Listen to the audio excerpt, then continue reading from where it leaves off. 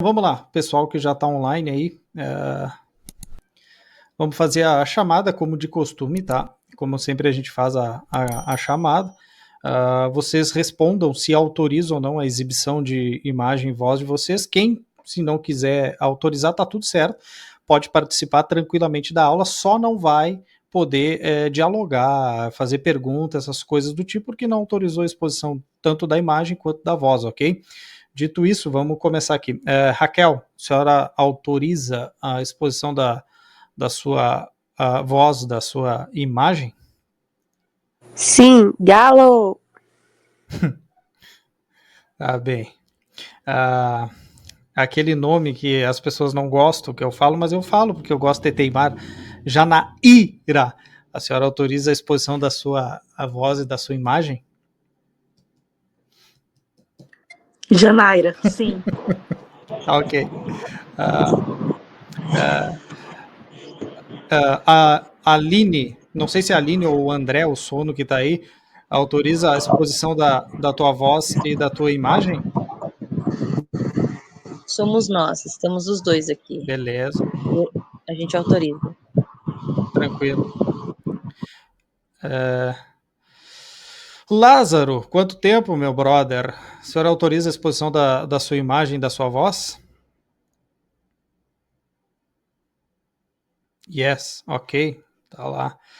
Irmã Valéria, a senhora autoriza a exposição da sua imagem e da sua voz?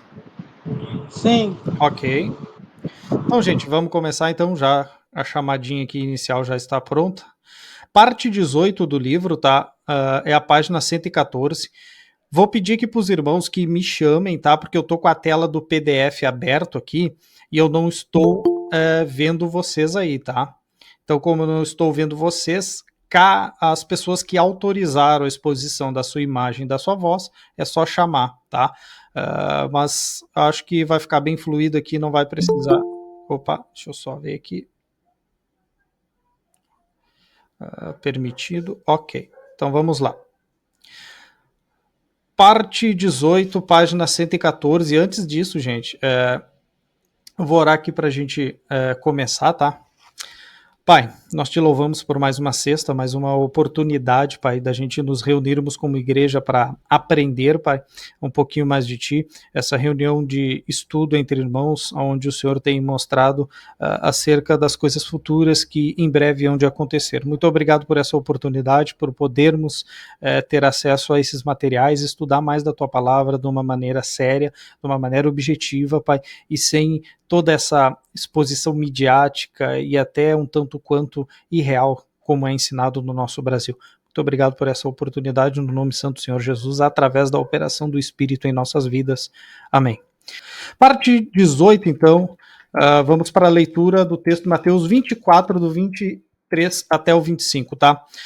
Então, se alguém vos disser, eis aqui o Cristo, ou ei-lo ali, não acrediteis, porque surgirão falsos cristos e falsos profetas, operando grandes sinais e prodígios para enganar, se possível, os próprios eleitos. Vede que vô-lo tenho predito. Mateus capítulo 24, versículo 23 e até o 25. Apesar de retratar o contexto do mais terrível período da rebelião e caos da história deste mundo, Jesus relembra aos seus discípulos que o aspecto mais importante da vida de uma pessoa é o relacionamento com Cristo.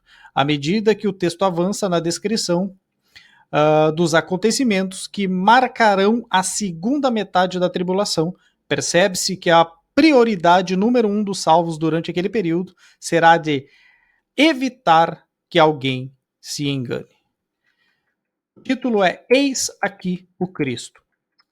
É fundamental cuidar para que ninguém se engane durante a última metade da tribulação, porque esse será o tempo em que o anticristo, também conhecido como a besta de Apocalipse, inaugurará o seu governo global e exigirá que todos portem a marca da besta para que possam comprar e vender. Texto de Apocalipse 13, versículo 17.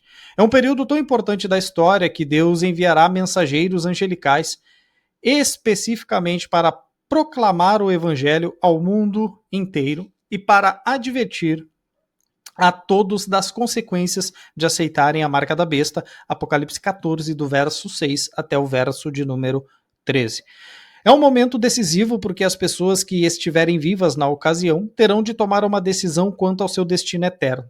Tal decisão se baseará na escolha de crer no Evangelho ou de aceitar a solicitação do anticristo para estamparem a sua marca. Vou continuando a leitura aqui. Em geral, os textos de Mateus 24 e Marcos 13 são correlatos nesta passagem, ao passo que o texto de Lucas 21 a omite por completo. As passagens de Mateus e Marcos fazem referência a uma tribulação futura, enquanto o enfoque de Lucas concentra-se principalmente nos acontecimentos. Deixa eu só autorizar esse que pediu agora. Ok. Autorização concedida. Vamos lá. O enfoque de Lucas concentra-se principalmente nos acontecimentos que ocorreriam no primeiro século depois de Cristo. O que Jesus declara nesse texto? Nos versículos 23 a 25, Jesus pronuncia dois aspectos importantes acerca dos falsos messias. O primeiro aspecto é o de que o falso messias não se apresentaria de forma pública e notória. Preste atenção. Ele vai aparecendo, vou só fazer uma pequena digressão. Eis que o Messias está lá, está ali, está colar, está em todos os lugares. Note, há murmúrios, burburinhos de que supostamente está em tal local. Isso mostra o quê? Que ele não aparecerá, o falso Messias, ele não aparecerá dando as caras primariamente. Então esse é o enfoque aqui que o Dr. Thomas Reis quer trazer. O primeiro aspecto é de que o falso Messias não se apresentaria de forma pública e notória. O segundo aspecto é o de que o falso Messias realizará milagres com o intuito de iludir e enganar muitas pessoas. Sempre é um artifício dos falsos profetas, os supostos milagres, as curas. É assim que eles atraem essa grande multidão de pessoas que vira adepta desses curandeiros, que muitas das vezes são enviados de Satanás só para enganar os não eleitos. Tá? Deixa eu só permitir aqui e vamos continuar a nossa leitura.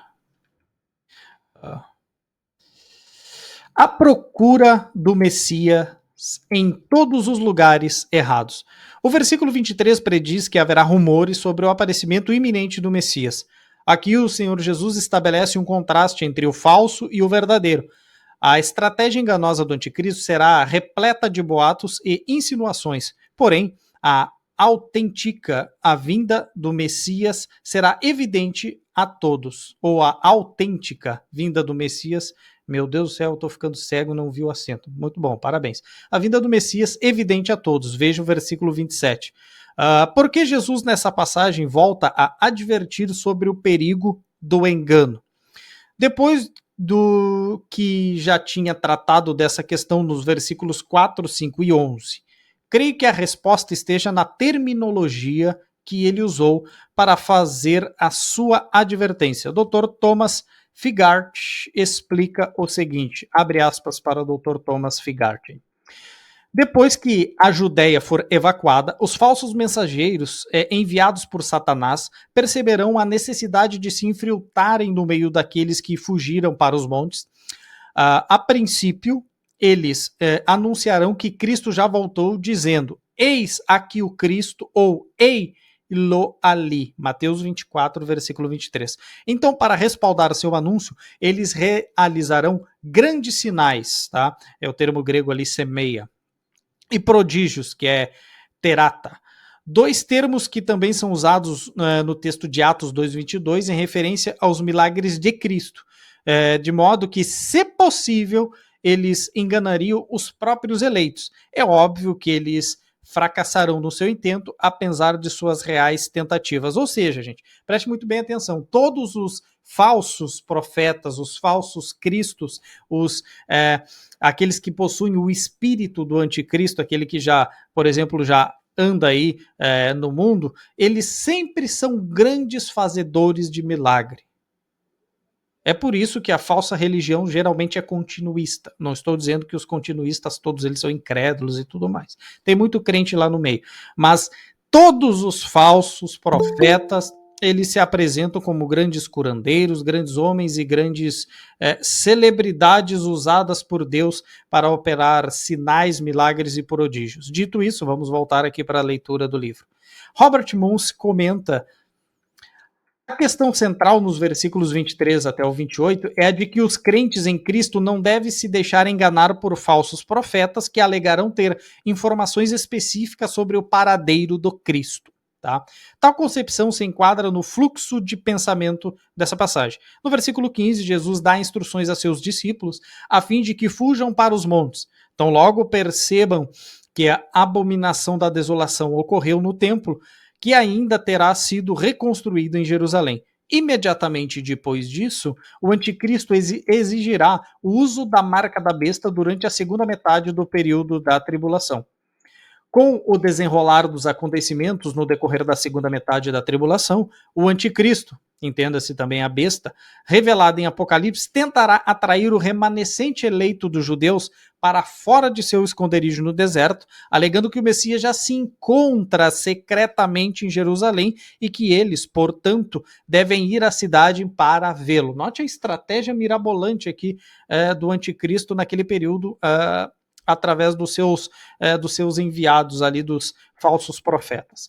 Essa passagem se correlaciona com os escritos do apóstolo Paulo em 2 Tessalonicenses capítulo 2 e com as palavras do apóstolo João em Apocalipse capítulo 13. Ambas passagens fazem alusão aos enganos instigados pelo anticristo. Se, por um lado, o texto de Mateus 24, 26 afirma... Deixa eu só conferir aqui, deixa eu lá permitir o próximo aqui. Chegou o nosso nobre Chapolin Colorado. Se por um lado o texto de Mateus 24, 26 afirma que os eleitos não serão enganados, o texto de 2 Tessalonicenses 2, do 9 até o 12, por outro lado, assevera que os não eleitos serão enganados como está escrito. Ora, o aparecimento do iníquo é segundo a eficácia de Satanás, com todo o poder e sinais e prodígios da mentira, e com todo o engano de justiça aos que perecem, porque não acolheram o amor da verdade para serem salvos, ou seja, rejeitaram o evangelho, né? É por este motivo, pois, que Deus lhe manda a operação do erro para darem crédito à mentira, a fim de serem julgados todos quanto não deram crédito à verdade. Antes, pelo contrário, deleitaram-se com a injustiça, 2 Tessalonicenses capítulo 2, do verso 9 até o verso 12. Uma pequena digressão aqui sobre esse texto, gente. É o seguinte, tem muita gente aí que fala em segunda chance no período tribulacional, ou seja, a igreja arrebatada, e aqueles crentes nominais que supostamente estavam ali no meio da igreja, eles teriam uma segunda chance. Mentira. Esse texto aqui quebra com essa história de segunda chance. Não há segunda chance. Se a pessoa ouviu o evangelho e não creu, ela ouviu o evangelho, não creu, ficou no período tribulacional, Deus aqui diz que enviará o poder, a operação do erro para esses, ou seja, a fim de que eles darem crédito à mentira e serem julgados todos quantos não deram ouvidos ou não deram créditos à verdade, antes, pelo contrário, deleitaram-se com a justiça. Então não há segunda chance. Se supostamente há um cristão nominal que supostamente ficou, que vai ficar com certeza, né? Não vai ser arrebatado porque não é participante da igreja, esse suposto cristão nominal vai ser enviado a operação do erro, e então ele não vai poder crer, porque Deus enviará essa operação do erro e não tem segunda chance. Existe uma única chance. É ouvir a mensagem do evangelho e crer. Não creu? Passar bem, feliz Páscoa e desça de tobogã para o inferno. Claro que eu estou fazendo aqui abrindo algumas licenças poéticas para brincar, mas é um negócio sério. Arno Gaebelin esclarece que a parcela apóstata do povo judeu não é a única que será ludibriada por esses milagres enganosos. A parcela apóstata da cristandade, entenda-se os cristãos nominais, deixadas para trás, e eu não gosto desse termo que ele usou aqui, porque ele vai fazer alusão a alguém que foi deixado. Se foi deixado, não é crente, então ele não foi deixado. Ele simplesmente ficou naturalmente no mundo incrédulo, uma vez que ele era um incrédulo. Então, Risquem isso daí do livro de vocês, é uma terminologia infeliz. Então, aqueles que ficaram porque eram incrédulos por ocasião do arrebatamento da igreja, também será enganada e assolado pelos terríveis juízos daquele dia que está por vir. É interessante observar que Jesus recomenda a seus discípulos acerca desses anúncios falsos. Não acrediteis. Isso demonstra que o crente em Jesus, de modo nenhum, deveria acreditar em qualquer coisa que surja especularmente à sua frente. Pelo contrário, o que importa é fazer a diferença num momento como esse, a sua convicção, fazer a diferença num contexto como esse é a sua convicção bíblica, e a gente vê muitos e muitos e muitos crentes hoje que são adeptos a teorias da conspiração e não dão ouvidos à verdade bíblica. Vou abrir uma pequena pausa aqui para uma rápida digressão. Quem autorizou o uso da sua imagem e da sua voz pode comentar um pouquinho agora, se ficou com alguma dúvida, alguma coisa, para a gente seguir adiante. Aqueles que não autorizaram, se porventura forem autorizar, quando falarem, digo assim, eu autorizo a exposição da minha imagem e da minha voz e pode falar aí. Pode falar, Calil. Eu autorizo o uso da minha imagem e da minha voz. Queria fazer só um comentário. O anticristo na grande tribulação, portanto, ele vai dizer que Cristo já voltou, né? Uhum. E que o reino já está instaurado e tal. A gente pode dizer, então, que os preteristas, pós-milenistas e expansionistas são um curso preparatório para a apostasia? Olha, é uma boa comparação. A única diferença é que nós não estamos no período tribulacional, tá? Então, nesse sentido, todo aquele que diz que o Messias já veio, o Messias está aqui ou está ali, ele está emprestando a sua boca para o diabo e fazendo uma prévia daquilo que será, por exemplo, no período tribulacional. Graças a Deus que eu não vou estar lá para ver essas coisas, mas quem estiver lá vai ter que ser muito sábio, né? Vai ter que ter muito conhecimento de Deus, ser muito iluminado pelo Espírito, para que não se engane, porque a tentativa de Satanás ali na figura do anticristo é fazer com que os eleitos, né, aqueles que não aderiram à marca da besta, portanto creram em Jesus Cristo no período tribulacional, eles saiam dos seus esconderijos para que eles sejam mortos, para que eles sejam pegos e tudo mais. É mais ou menos aí nessa pegada. Entendeu, Calil? Não sei se ficou claro aí. Não, foi uma indiretinha. Não, né? sim, eu entendi. Eu só dei uma cordinha. Mas pô, porque você vê, né? Bate bem com os caras, né? Por isso que eu falo, gente, às vezes a gente comenta assim e tal, e alguns irmãos ficam, nossa, meu Deus, como esses dias eu ouvi, né? Não, como assim você não considera eles irmãos só por causa de uma diferença? Cara, a questão não é diferença escatológica, a questão é que esses caras, eles têm atitudes e pensamentos iguais do anticristo, gente. Desculpa, mas não dá para levar esses caras em consideração. Tem gente que acha que escatologia é secundário. Pode falar, Jana.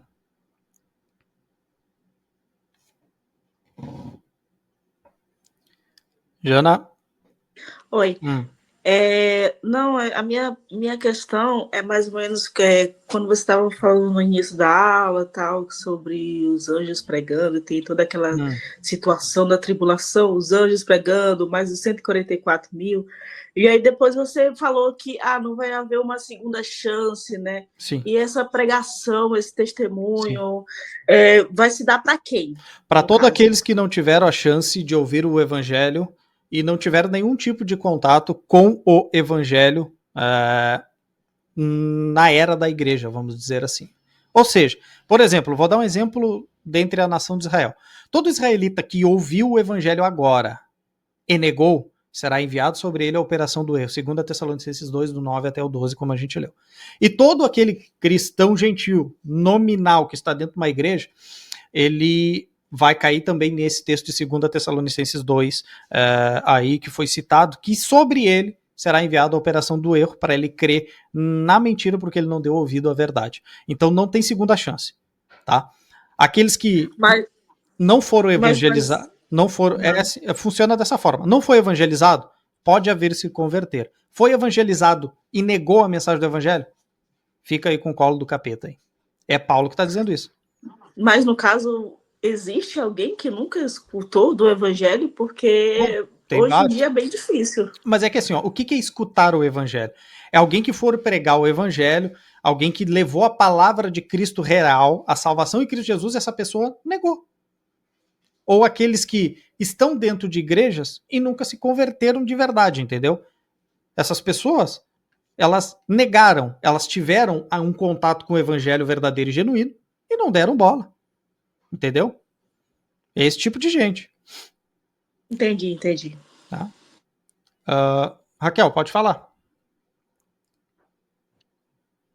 Não, é só uma dúvida, porque quando começou a live, estava sem a minha Bíblia.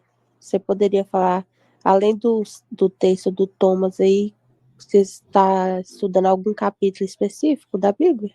A gente está estudando Mateus capítulo 24. 24, beleza, isso. Eu vou abrir aqui. Ok. Podemos prosseguir, então?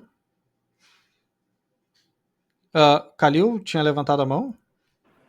Não, só explicar rapidinho para a Jana, talvez o que ela pense é o seguinte, né? Mas vai ser pregado o evangelho, mas difícil as pessoas nunca terem ouvido. Por exemplo, eu vou dar um exemplo aqui. Existem vários relatos de judeus que se converteram hoje, falando de judeus hoje, que eles foram criados no judaísmo, como, cara, o judaísmo rabínico é igual o catolicismo. O cara é criado, normalmente ele nem crê naquilo e tal, mas ele tá na cultura, né? E assim, quando o cara pergunta para os pais, ou para os avós, ou para o rabino sobre cristianismo, sobre Jesus, não, Jesus é um falso profeta, é um falso messias, então eles se afastam da pregação do evangelho. Isso aí. Entende? E quando eles ouvem e descobrem e tal, os eleitos creem dentro da nação de Israel. Então, assim, ouvir o evangelho aqui, no sentido dos anjos pregando na tribulação, é para pessoas que, de fato, no período da igreja, nunca tiveram contato. E tem muitas pessoas que não têm contato. Com certeza. Acham que o cristianismo... Eles não sabem nem que o cristianismo é uma religião hebraica, né? Uma religião monoteísta. Então, é isso, entendeu? Agora, os que ouviram no período da igreja e não creram, os caras vão continuar não crendo, e tá lá em 2 Tessalonicenses, os caras vão continuar na heresia mesmo. Isso aí. E outra coisa muito importante, tá? Antes de abrir para mais pessoas aí, igrejas que pregam falso evangelho, elas não pregam o evangelho, tá? Essas pessoas que estão lá dentro, elas nunca sequer ouviram o evangelho. E aí? Tem todo esse detalhe. Não sei quem é o próximo da fila, pode falar aí. E se não autorizou, só autoriza o uso da imagem da voz aí, ok? Eu autorizo o uso da minha imagem e da minha voz diferenciada. Boa. Esse negócio que você que você disse aí, realmente parece que a gente, no caso, eu digo o evangelicalismo brasileiro, está ajudando, né? Porque quando o anticristo vier e fizer várias coisas, milagres, ressuscitar morto, curar a gente de câncer, ir lá nos hospitais, tirar todo mundo no mesmo dia, as pessoas vão ficar assim, nossa, quem é essa pessoa? Aí vão até associar, né? Será que Cristo está aqui entre nós e a gente não viu? E tudo mais. Realmente as pessoas têm ficado muito cegas em relação a isso. E olha que hoje não tem nem tantos milagres dessa magnitude, vamos botar assim, dessa proporção. Então imagina quando tiver, né? Então essas coisas assim que eu digo, imagina, o cara tá... acertou seu CPF, a pessoa já tá de 4 lá para ele, falando que ele é profeta de Deus, falando que ele faz, acontece, Deus está com ele e tudo mais. Agora tu imagina uma pessoa que chegar, ressuscitar um morto, curar uma pessoa de câncer, de AIDS. Imagina quanta idolatria não vai ter para essa pessoa. Né? Fico só imaginando aqui. Realmente é muito danoso o que a gente, como evangélico, entre aspas, fazemos, né? Sim. Pode falar o próximo aí, gente. Ok, eu autorizo, viu? Colocar minha voz aí, que a imagem vai ser só esse ícone aí. Aí, Claudião. O que acontece é o seguinte, aí tem um outro ponto que a gente tem que analisar, né? Na questão do evangelho em si. Uhum.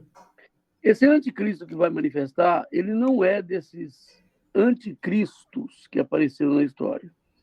É o termo que diz o anticristo, esse artigo definido, é para apresentar um sujeito, ou um filho da perdição, como diz ali, que ele é o único na história.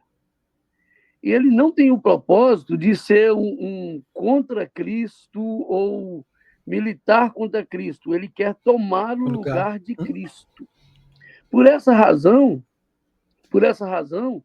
o evangelho em si, naquele período, ele não será, o anticristo não terá esse poder do evangelho, nos dias, como a gente apresenta nos dias de hoje, como o Igor comentou, a outra menina comentou aí, na questão de milagres em si. Uhum. Mas é na questão da pessoa apresentando que ele é o Cristo que chegou. Uhum.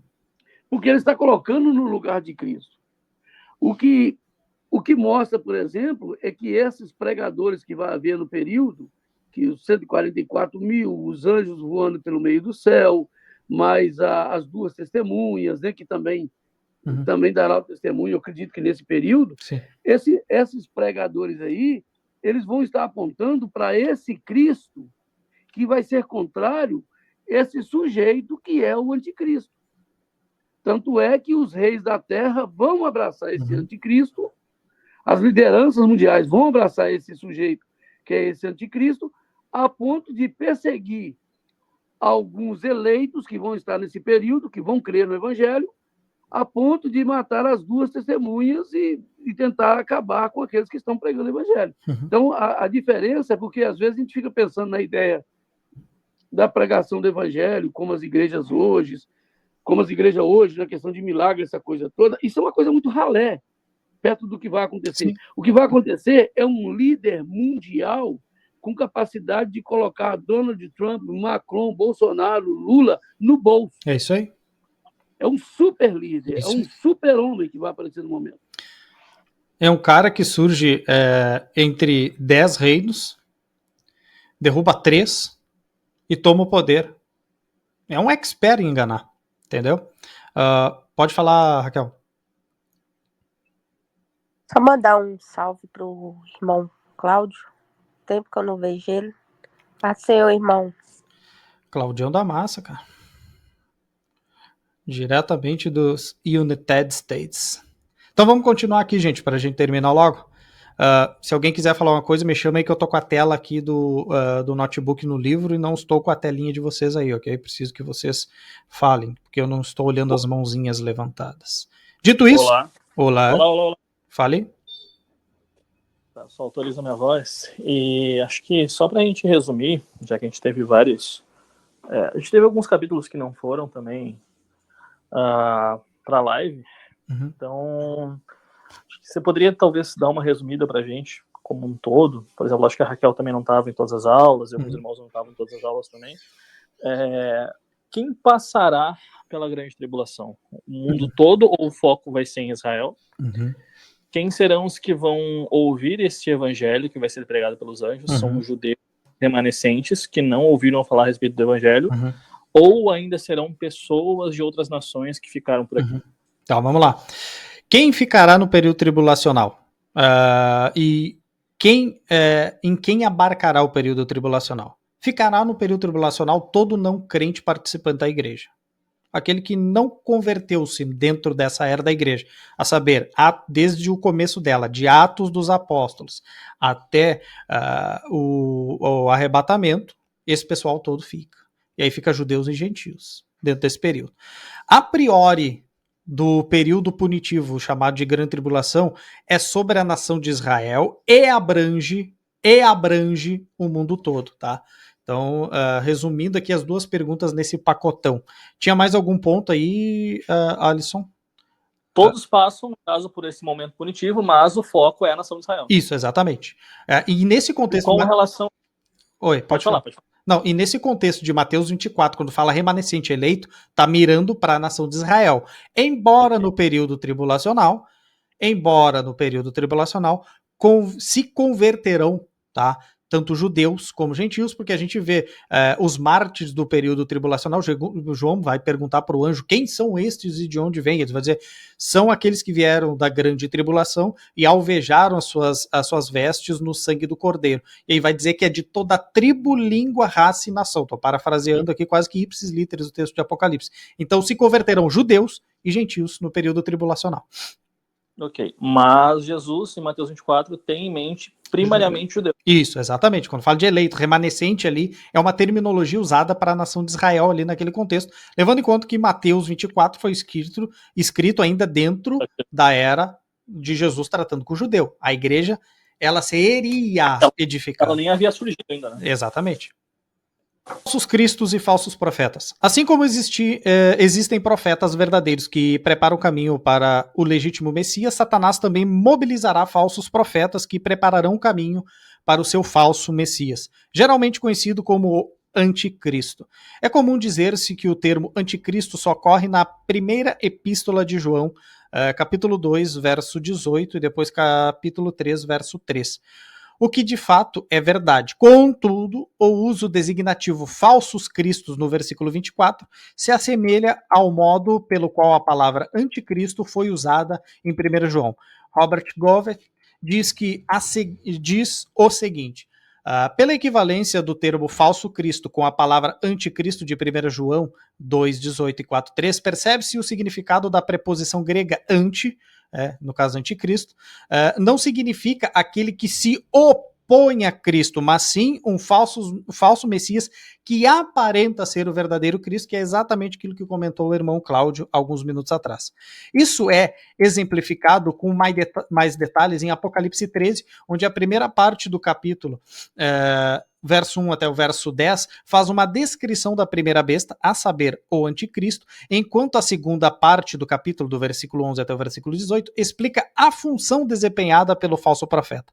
Aqui percebe-se nitidamente o velho famigerado casamento da religião com um político, a qual, por este, será usada como base de apoio e sua influência. O falso profeta é quem usará o ofício religioso para angariar a lealdade das pessoas à besta e para influenciá-las a aceitarem a marca da besta sobre a mão ou sobre a fronte. Aí está a razão pela qual Jesus adverte contra os sinais e prodígios enganosos no capítulo 24 de Mateus. Os falsos cristos referem-se, obviamente, ao anticristo, também chamado de besta, tanto em Daniel quanto em Apocalipse, o homem da iniquidade, o filho da perdição, citado em 2 Tessalonicenses 2, que a gente já leu aqui. A referência aos falsos profetas implica certamente ao falso profeta revelado em Apocalipse 13, do verso 11 até o verso 18. O texto de Apocalipse 19 e 20 faz um resumo das atividades e do destino final do falso profeta nos seguintes termos. Mas a besta foi aprisionada e com ela o falso profeta, que com sinais feitos diante dela, seduziu aqueles que receberam a marca da besta e eram adoradores da sua imagem. Os dois foram lançados vivos dentro do lago de fogo que arde com enxofre. Os intérpretes preteristas, a exemplo de Dr. Gary DeMar, afirmam que esses versículos se cumpriram nos acontecimentos que antecederam e culminaram na destruição de Jerusalém, de Jerusalém e do templo no ano 70, ali, imposta pelos romanos. Eles até podem citar alguns exemplos de falsos profetas, já que houve falsos profetas desde que o Novo Testamento foi escrito, conforme 2 Pedro 2:1. Entretanto, há consenso entre os eruditos que não surgiram falsos messias ou falsos cristos até cerca de 130 depois de Cristo. Para falar a verdade, nem mesmo os preteristas chegam a citar exemplos de falsos cristos. Sempre pergunte isso para eles, tá? É uma pedrinha no sapato deles. Ao que parece, durante o primeiro século depois de Cristo, não houve sequer um caso que sirva de referência, tá? É que H.A.W. Meyer explica: não temos nenhum registro histórico de algum falso messias que tenha surgido antes da destruição de Jerusalém. Aí ele vai citar Bar Kokhba, que só apareceu na época do imperador Adriano. Quanto a Simão, o mágico, de Atos 8:9, e Teudas, de Atos 5:36, e ao egípcio, citado em Atos 21:38, e Menandro e a Dositeu, referidos como exemplos, Teofilato, Eutimo, Zigâmeno, Grótius, Calovínios, Bengel, não tinham nenhuma pretensão de ser o Messias. Compare Joséfo, Antiguidades, aí ele vai citar 20, 5.1, 8.6, Guerras Judaicas, o livro 2 ali, 13.5.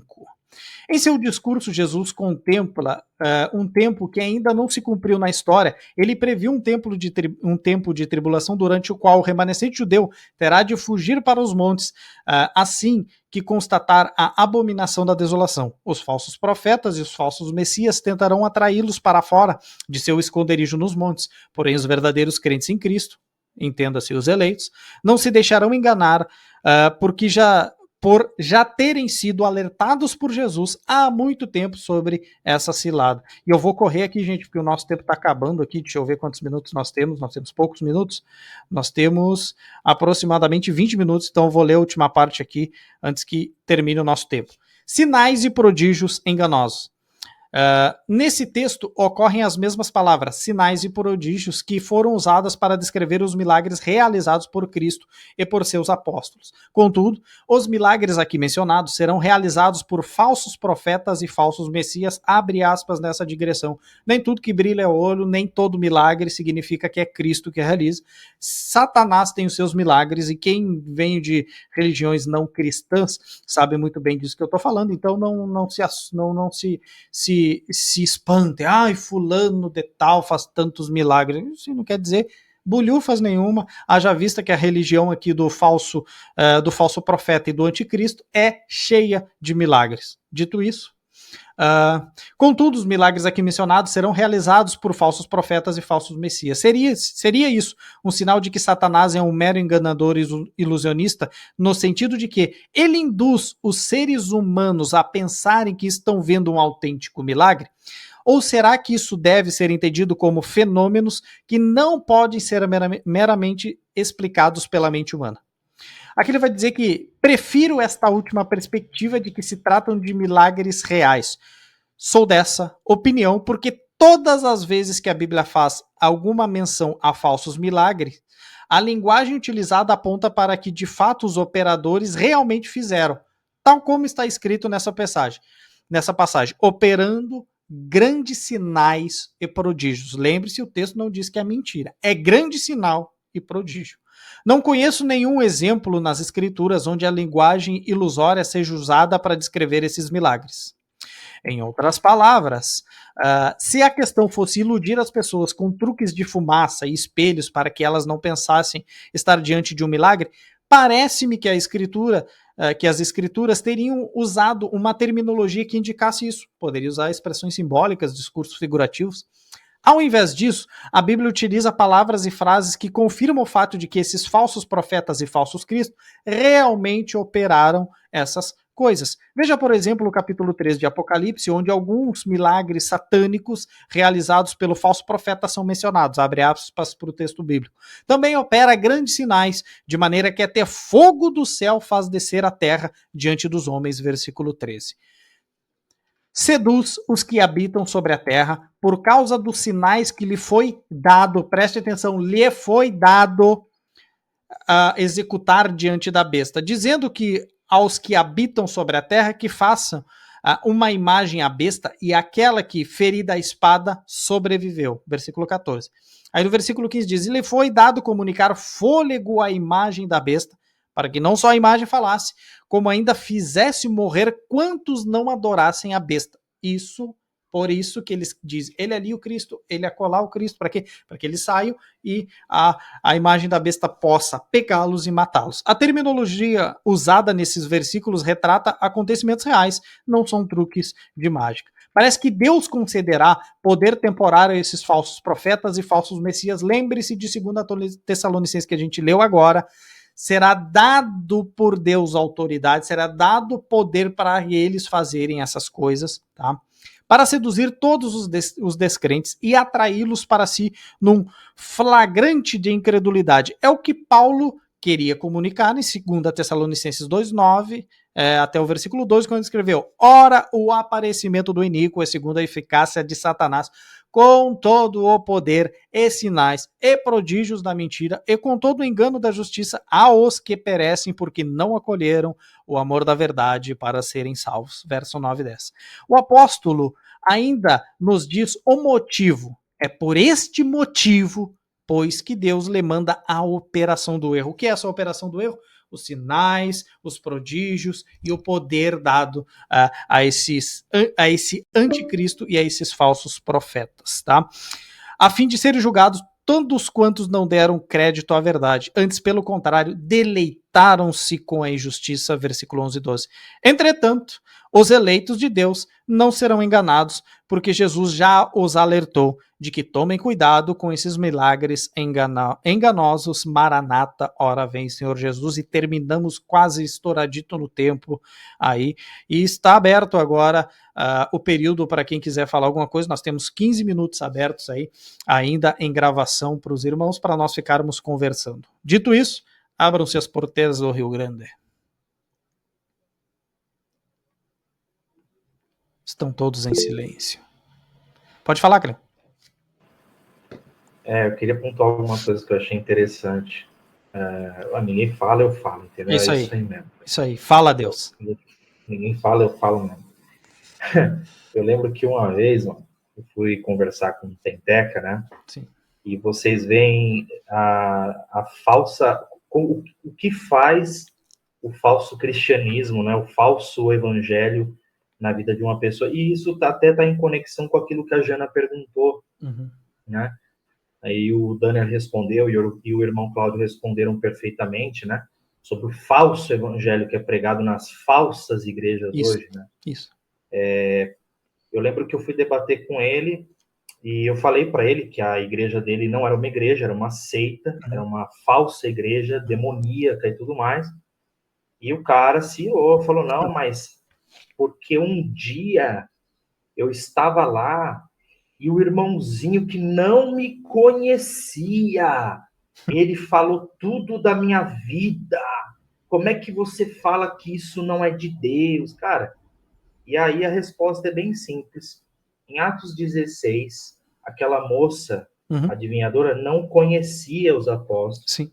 Ela foi lá e acertou que eles eram pregadores da mensagem de Deus. Pergunta, ela adivinhou pelo poder de Deus ou pelo poder do diabo? Então é simples, amigo. Você querer acreditar em qualquer coisa que os outros falem por aí que é dom, é milagre, é não sei o quê, eu curei, eu revelei, eu tive profecia, entendeu? E quando você vai ver, o cara não crê nas escrituras, ele crê em heresias de perdição, entendeu? Incluindo o preterismo que a gente está citando aqui. Amém. Não dá para levar em consideração essa pessoa como se ela fosse de fato um verdadeiro cristão, entende? Sim. Eu falo isso porque a gente normalmente fala dos pentecostais, mas tem muitos por aí pseudo-reformados e, inclusive, você vê, por exemplo, o Dr. Tomás Arce, ele cita aqui, ó, aqui percebe-se nitidamente o velho e famigerado casamento da religião com um político, a qual por este será usada como base de apoio e influência. Gente, tem pseudo-reformados, aí os puritaninhos de WhatsApp, aí os presbiterianos de desigrejados, que os caras defendem teonomismo, Sim. que é o quê? Volta de monarquia. Sim. E o cristianismo tem que ser estatal. Gente, isso aí é o espírito do anticristo, cara. É acasamento da religião com política. Isso é apostasia, cara. Isso não deu certo no catolicismo, né? Por que vai dar certo com a gente? Pode falar, Cláudio.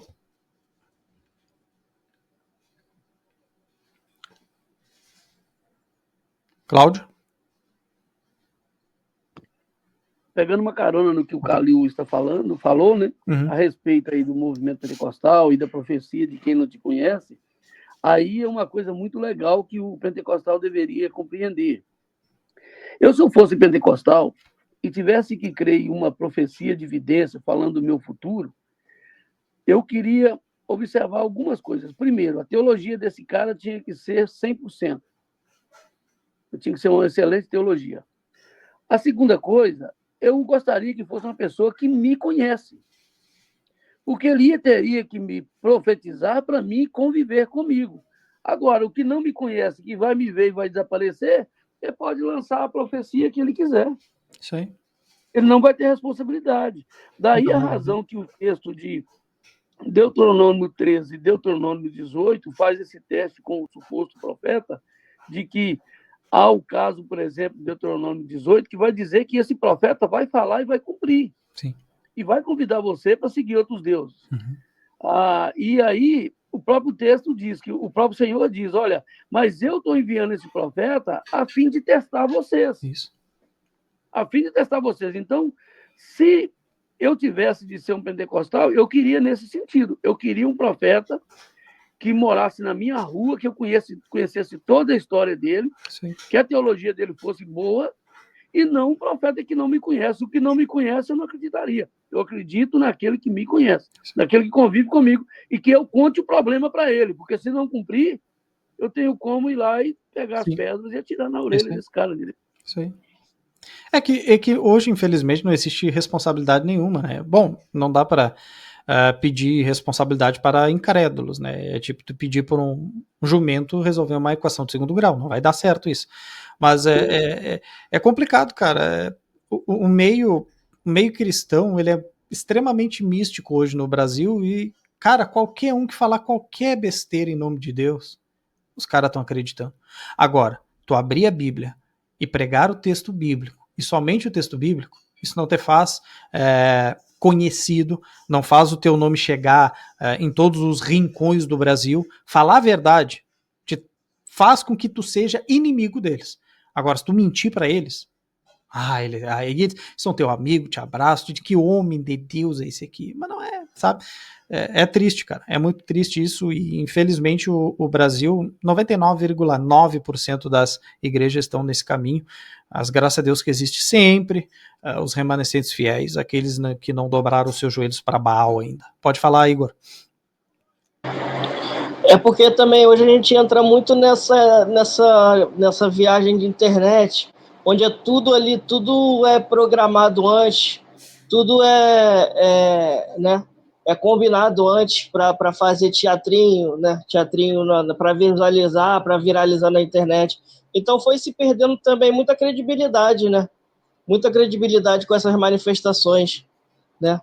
E aí hoje tudo realmente, tudo a gente tem que botar um pezinho atrás, tudo a gente tem que examinar pelas escrituras, tudo a gente tem que realmente saber se é de Deus ou não é de Deus, entendeu? Sim. Realmente é muito teatrinho e pouco evangelho, isso aí é verdade, isso aí eu tenho que concordar com vocês. Fala, Sabrina. Na verdade, não é por causa de internet nem nada, esses teatros sempre aconteceram, é que agora tem mais visibilidade. Bem mais. Tanto que a gente vê, antigamente aí tem aquele que falava que era dos Racionais, contando a história mirabolante de como ele sobreviveu sem pulmão. E mais um monte por aí, entendeu? O meio pentecostal sempre foi assim, é que agora é mais visível. Pode falar, Cláudio. Então, é esse o ponto também. O que a Sabrina comentou aí, ela tem razão, né? Se essas pessoas que realmente são profetas e se realmente são sérias, elas seriam responsáveis de provar para nós que elas são sérias. É isso aí. Não adianta eu chegar e dizer assim, olha, eu acredito que está acontecendo isso e que, infelizmente, tem pessoas que não levam a sério. Para mim, é a mesma utopia que você tem de ideologia esquerdista, do comunismo, por exemplo. O comunismo funcionou. Onde? Na mente. O movimento pentecostal funcionou. Onde? Na mente deles. Me fala onde eles falaram que a pessoa foi curada, que não foi cura de caroço debaixo do braço, ou um pulmão dele que estava inflamado que ele não sabia, ou um livramento que ele teve, ou um casamento que ele vai ter. Me dá um endereço, me fala. Me passa o telefone desse profeta, que nós vamos tentar trazer ele para cá e contratar ele para trabalhar com a gente na igreja. Porque, pensa bem, um profeta que acerta todos e que realmente está dentro desse movimento e que realmente é usado por Deus? Me mostra um, me aponta um. Se apontar um, a igreja que tiver esse cara está feita, meu amigo. É isso aí. Ela está bem. Está resolvido esse problema. É que as pessoas que dizem que estão nesse movimento, elas não conseguem provar que esse movimento é real. Tanto é que fecharam as igrejas no Covid. Por que não mantiveram elas abertas, já que vocês tinham poder para mandar a doença embora? Não, mas aí não é quando eles querem, é quando Deus quer. Aí é quando Deus quer. Pode falar, Sabrina. É que eu esqueci que eu cheguei depois, eu autorizo o uso da minha imagem e da minha voz. Alisson, tinha levantado a mão? Vamos ver quantos minutos nós temos aqui. Já tem 5 minutos. 5. Seria bom levar esse pessoal no SUS, né? E tem gente lá, meu. Lá tem gente. Eu acho interessante. Seria muito legal, mas só que não vão, entendeu? Então, é sempre um desafio que eu faço para os continuistas, né? Eu sempre digo... Não tenha plano de saúde. Não tenha plano de saúde, entendeu? Eu queria muito, Alisson, que um continuista curasse a minha coxa direita para mim poder voltar a jogar bola. Então, aí os continuistas que existem... Mas é que isso aí tem um problema. Isso aí é falta de fé. Tá bem. Quando eu machuquei, eu era um incrédulo mesmo. Agora não sou mais. Isso aí é punição divina na sua vida. Tá bem. Alguém mais, gente, quer? Até porque jogar futebol é pecado, viu? Tá bem. Pode falar, Galil. Não, é impressionante que, cara, você pode ver, todo herege, de alguma forma, ele vai falar que ele é muito usado por Deus, que ele faz não sei o quê, que ele cura, que ele não sei o quê, que não sei o que lá e tal. Cara, e aí, sempre que você vai falar, não, beleza então, amigo, faz o seguinte. Inclusive, tem um aí que é desse jeitinho aí. Beleza, amigo, então você tem o dom de cura, você é apóstolo, tal, nossa, show de bola. Mas me mostra aí uma cura que você fez. Aí, o que o cara fala? Eu não posso mostrar, porque, veja bem, aí eu estou me exaltando, e a glória é só para Cristo. Eita. Aí fica fácil, né? Fica fácil, né? Aí fica muito legal, você não precisa provar nada para ninguém, né? Você não precisa mostrar nada para ninguém, e beleza, né? E aí, por exemplo, em Atos dos Apóstolos, quando fala que os sinais confirmavam o ministério dos apóstolos, dane-se, rasga esse texto da sua Bíblia. É isso aí. Né? E agora é um novo tipo, é o apóstolo anônimo, é um novo ministério levantado por Jesus Cristo.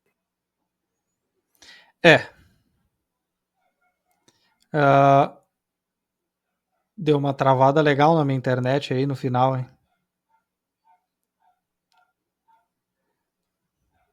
Satanás está se levantando. Agora acho que o inimigo ficou furioso de fato no final. É só falar das profecias, né? O senhor está atacando os ungidos. É isso aí. Cadê o padre para cantar? Eu acho interessante que todos esses apóstolos, todos eles dizem que tem dom de cura, né? Eu não conheço nenhum que não tem. Eu não lembro onde que tem base bíblica para dizer que todos os apóstolos tinham dom de cura. É que eles nunca leram Coríntios, onde o apóstolo Paulo diz que nem todos têm o dom de cura, nem todos têm. Todos eles têm, eu acho muito engraçado que eles são, não sei o que acontece, mas todos eles têm dom de cura. É que eles são a casta diferenciada, entendeu? Paulo não sabia que existiria isso aí. Não. Pelo menos o Timóteo não tinha, não, porque Paulo deu uma receita para ele lá, misturar um pouco de vinho na água, né? Isso aí. Não, senhor. O senhor vai escandalizar os irmãos aqui falando sobre vinho. Viu? É só uma coisa, um adendo nisso que o Alisson falou. Olha que coisa curiosa, né? O pessoal, quando você lê a Epístola aos Coríntios, o apóstolo Paulo, ele critica o pessoal, dizendo, esses dons aí que vocês têm sobrenaturais não são eternos. Por que vocês não dão ênfase e honra, por exemplo, aos irmãos de menos estima na igreja, os que têm dons de menos estima na igreja, né? Agora, tu vê hoje, cara, o pessoal aí que se diz aí apóstolo e se diz curandeiro, os caras só têm dom top, é dom de cura, é revelação, mas ninguém quer ter o dom. É que eles são X-Men. Ninguém quer ter dom ministerial. Ninguém quer ter os de menos estima. Não, só os parrudos mesmo, entendeu? É isso aí. Então, gurizada, menos de um minuto. Queria agradecer a audiência e a paciência de todos. Foi muito bom tê-los mais uma sexta-feira aqui conosco. E se tu ficou até aí no YouTube, curte, compartilha, comenta, se inscreve no canal, tanto do Theo Escritura como no meu, tá? Ajuda a gente a crescer.